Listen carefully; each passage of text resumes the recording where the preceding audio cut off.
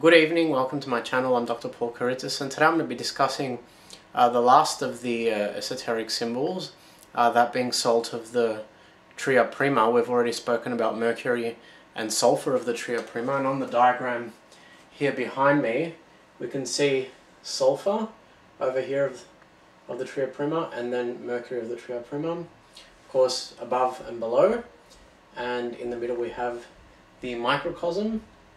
And salt is this symbol here, which is the circle bisected by the horizontal line. So, and it contains, or it unites both sulfur and mercury, and philosophical mercury, which is why they're both actually shown within the larger salt symbol over here. Maria the Jewess, a legendary alchemist of the first centuries CE, reputedly quoted that 1 becomes 2, 2 becomes 3, and out of the third comes the 1 as the fourth. While the Swiss psychiatrist Carl Jung localized the axiom to the sphere of analytical psychology as symbolic recognition of the lifelong process of individuation or self-actualization, most esotericists and occultists have understood it as the cosmic schism initiated by the friction between the active masculine soul and the passive feminine lunar to enable a third state. The third denotes a condition of creative unity through synthesis, but also the fallen Adamic state of conceptual limitation, inertia, petrification, devolution, stagnation, and neutralization. One could call it the inverse of Jungian individuation, an annulment of the two volatile formative forces hastened by their conflicting charges. The cross of the elements and the quasi-historical crucifixion of the Christ are figurative transliterations of this mode of existence. In defiance of the Jungian perspective, the just mentioned condition is not exclusive to the psychological realm, but extends to encompass all processes of creation.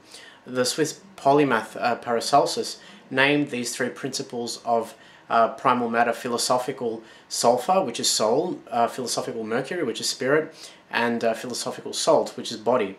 Proceeding from this Neoplatonic flavoured division of the cosmos, Paracelsus argued that the first exhibited a neutral charge, the second a positive charge, and the third a negative charge.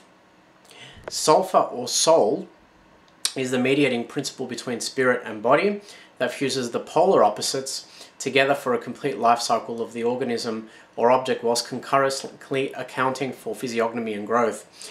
Mercury or spirit is the intangible essence that mimics corporeal vapor or water and eludes direct observation and quantitative analysis, and salt or body binds the physical form together so that it doesn't dissipate and adheres to the ashes once the organism or object is alchemically burned. Frater Albertus's spagyrical method for the isolation of the life principle or vital force of a particular plant or herb is based on the same theoretical premises. In his vivifying, concise, and instructive work, The Alchemist's Handbook, Frater Albertus reintroduces practical alchemy to a hitherto untutored American audience and makes a startling revelation in the process. The blueprint, signature, life principle, vital force, call it what you will, can in fact be isolated from an organism or substance through conventional chemical processes. According to Albertus, subjecting a fresh or dried herb to the distillatory process generates a twofold division of matter into oil and dead residue. The latter can be charred to black and light grey cinders. This is physical salt.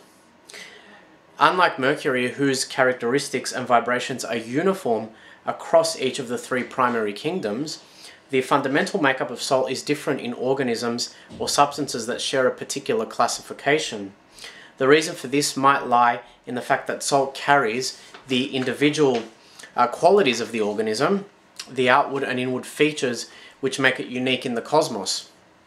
When transposed to the microcosm, salt assumes multiple forms and possesses a double meaning. It is the corporeal vessel itself, the human body and brain, in which the mind and unconscious will are confined, as well as the corpus of physical senses that keep one bound to carnal pleasures and conditioned to archaic perceptions which inadvertently withhold the widening of individual consciousness. Its power of inertia disables the conjunction of ego with the paraphysical multiverse that illuminates an underlying cohesion to all life and facilitates meaning, like a transistor delimiting the passage of electrical signals to an electrical gadget. If watery mercury acts as a dissolving and evaporative agent and fiery sulfur as a combustive and coagulative one, then salt, like its purely physical constituent, must be calcined.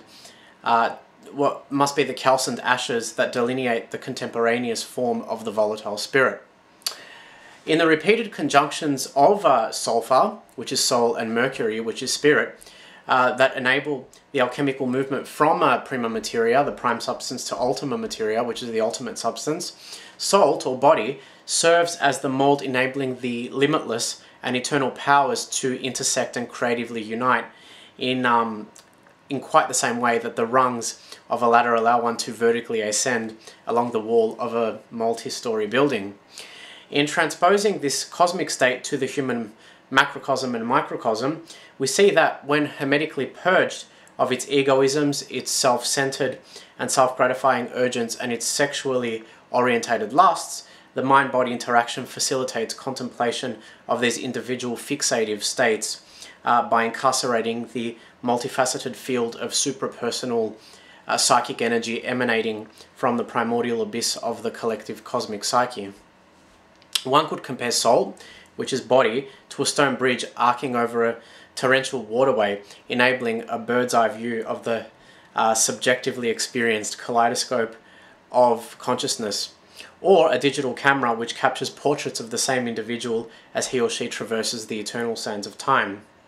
Much like the stone bridge or digital camera, salt permits the divine intellect to objectively sense and perceive, to interpret and comprehend the causal interaction between an outer, natural world existing in time and space and an inner spiritual and psychic realm of forms and ideas in which time and space are virtually non-existent. It is, without a doubt, an intuitively felt, objectified, and clearly demarcated echo of cosmic anatomy. In the alchemical esotericism, philosophical salt is exemplified by a circle bisected by a horizontal line, as I pointed out earlier. And that concludes today's lesson on salt of the Tria Prima. I will see you next time for more. See you then.